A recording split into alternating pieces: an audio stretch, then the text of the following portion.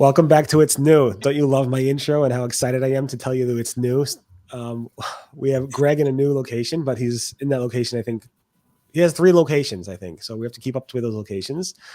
We have Crystal in your normal location, I think, and Mordy, who doesn't really move much, and me, who doesn't really move much. We're in the same location all the time. We got a lot to discuss. I'm going to be talking about continuous scroll, how it's, I don't have a good one, but scrolling away. Yeah, rolling away. That's good. Rolling away, yeah. Crystal, what are you talking about? Yelp. We got some new attributes from Yelp. Nice. And Greg? Google Ads shopping advertisers may see some tROAS insights inside their accounts coming soon. And Mordy? When in a slap in the face, Google says, "Get your brand out of my mouth?" No, you don't have to.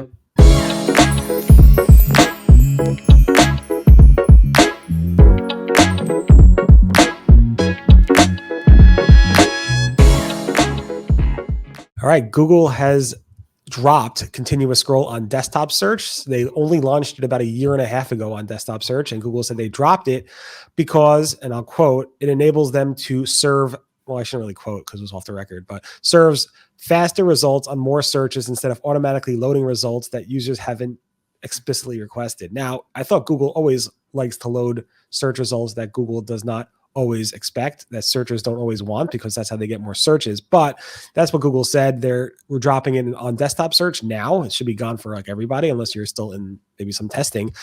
And mobile search, it will be dropping in the coming months. Again, it launched December 2022, a year and a half ago or so, with desktop search, and it launched on mobile 2.5 years ago in October 2021. Seems like there's a very mixed reaction in terms of it going away, but it did get a lot of coverage from many reporters. I kind of broke the story. Most search blogs and search sites linked to me, not all. And then it seems like a lot of them like this news. I don't know. I don't know how much it makes a difference, but there is a lot of discussion around how this impacts Search Console. It really doesn't. I mean, obviously people scroll, you'll get more results faster instead of clicking to the page 2. There's some discussion around how this impacts top ads and advertisers. I'm not sure if anybody wants to jump in with any of those concerns. Oh, Roger that. I wonder, Barry hits that. I wonder if this has to do with saving money.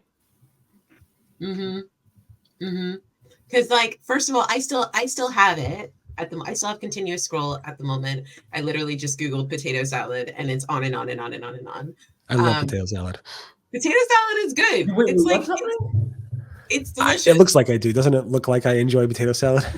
All right, who doesn't like good potato salad, like on a sunny day, like just definitely hits. Anyway, second of all, like you can't say like, where do you bury a dead body on page 2 if you don't have a page 2. Also, it gives everybody a participation trophy for being on the SERP.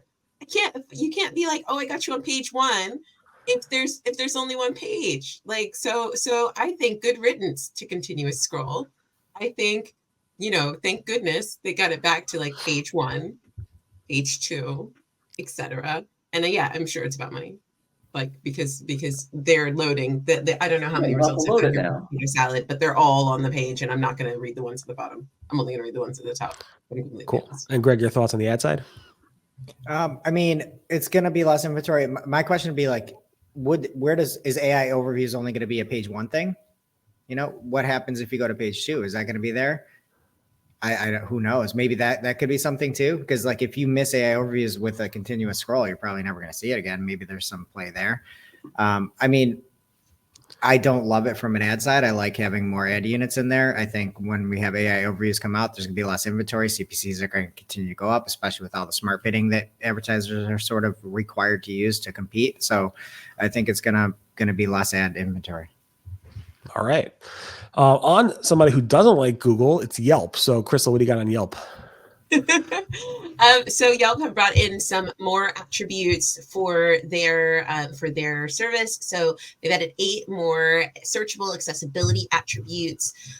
which are ASL proficient, and they also have QR codes available, but they are now making sure that people can add in to say that their business is accessible, has accessible parking near the entrance, ADA compliant main entrance, ADA compliant restroom, or whether or not it has stairs. And then you can also add in things about like hearing accessibility, ASL proficient, closed captioning, whether or not they have Braille menus, whether or not they have QR code menus as well. I think this is great. I think those attributes can be really, really useful. It can help businesses in thinking about, potential things that they might not have considered in terms of things that they could add. I didn't know that a QR code menu was an accessibility feature, for instance. I think it's also great for users because they can have all of the information to make intelligent decisions. So I think it's a great move. Yeah, my only thing was, why didn't they announce one of these 8 every day? Because they always announce these attributes and they always get press from it. They should just save like one today, one tomorrow, one in the next week, just to get more press. That was my, as a SEO mindset type of thought. Free marketing tip from Yelp from Barry there.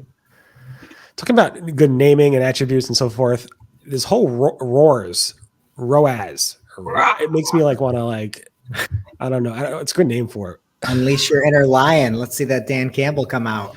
Yeah. So if you're a shopping advertiser, Thomas Sell over on X and LinkedIn, I'm sure, a great follow over there, saw a new graph that was showing up in some accounts. And your target ROAS is what you're looking to have your return be on an ad spend. Sometimes Google can hit it, sometimes it can't, but this is a kind of cool graph that will basically show you kind of like a line of where your target return on ad spend has been, and then how Google is actually hitting those marks and saying sometimes it'll be higher, sometimes it'll be lower. A lot of times it's lower, but it should be a nice feature to see that and then see some conversion value. I haven't seen it in accounts, and just one thing of note, a lot of times they'll take some of these notes and recommendations and some of their estimates, and they'll make them kind of poor for you. For example, I had one client that this week I was looking at, if I spent $949 more in a week, I would make $444, which is a net loss of about $500. So look at this and see how it's going, and it can help you calibrate and say, oh, I'm a little bit too high. I'm not getting that traffic. It can't keep up. I should probably be lower, or vice versa. Right. And as you said, a lot of people don't see this yet. It might be just a test, or it might be rolling out slowly, or for certain types of accounts. So more reporting, the better, I guess, as long as that reporting doesn't confuse you and send you off in the wrong direction. And then talking about Google, this is wild. I mean, I don't know how I don't even know how to start with this. So Mordy, AI made you do it. Just go ahead and say it. I wish AI made me do this. I have the same feeling. I don't know how to explain this. SEOs, just when you thought they couldn't go any lower, there are some folks thinking that if you mention the name of the brand in your product review, so you're reviewing shoes and you mention Nike, then Google won't rank you because you can't have the name of the brand in the content for Google to rank you. I don't know why they think this. I understand what the point is. I also don't understand how you review a Nike shoe without actually mentioning the word Nike in it. I decided from now on, when I write my stories, I'm not going to mention the name Google in any of my stories ever again, just to test this out. I hope you don't rank on Google currently, because you mentioned these names. No, only Bing ranks me. So, are people worried that it's keyword stuffing? Is that what they're worried about?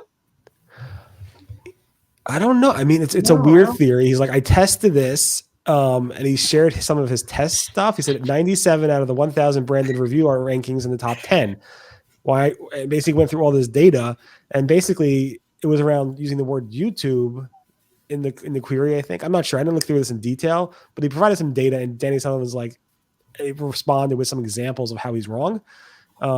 And he's like, well, whatever. This is my data, and I know what I know. I'm going to do what's best for my clients, and if anybody wants to hire me, they can hire me.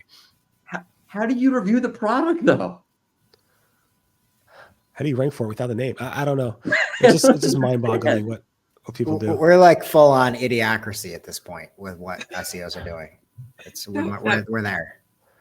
I'm always cautious about covering this stuff because I don't want to make anybody look dumb, and they don't look dumb. They tested this. This guy's a smart guy, obviously, but at the same time, this is a new SEO theory floating around that I want to make sure people hear both sides.